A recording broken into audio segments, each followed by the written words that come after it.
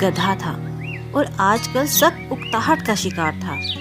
जिस खेत में वो रहता था वहाँ सुबह और शाम जिंदगी बस एक ही तरह की गुजर रही थी और उसकी ख्वाहिश थी कोई तो तब्दीली हो। एक दिन वो बोला, मैं जंगल जा रहा हूँ, शायद वहाँ कुछ नया मिल जाए। घोड़ों ने उसको मना करते हुए कहा, चीकू, जंगल में मत जाओ। बेहतर यही है कि तुम अपने खेत में ही रहो। जंगल में खतरा है।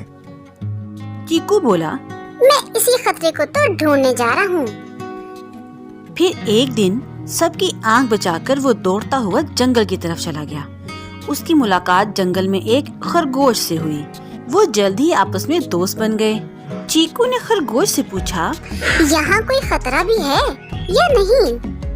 खरगोश ने बताया कि वहाँ एक सुर्ख लोमड़ी है और वो बहुत चालाक है। चीकू ने कान खड़े किए और बोला, मैं नहीं डरता उससे, मैं मिलना चाहूँगा।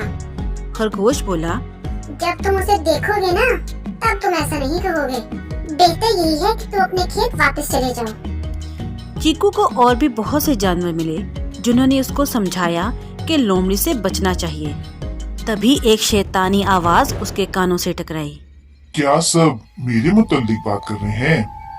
सब जानवरों ने खौफजदा होकर आवाज की तरफ देखा तो वहाँ लोमड़ी अपनी मक्कार मुस्कुराहट समेत खड़ी थी। सभी जानवर मुड़े और भाग खड़े हुए, लेकिन चीकू अपनी जगह से नहीं हिला। चीकू ने अचानक सर उठाया और इतनी ऊंची आवाज में रींका कि पूरा जंगल सर पर उठा लिया। लोमड़ी ये भयानक आवाज सुन के डर गई।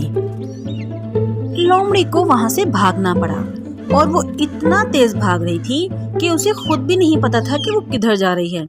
और पता है, वो कभी जंगल वापस नहीं आई।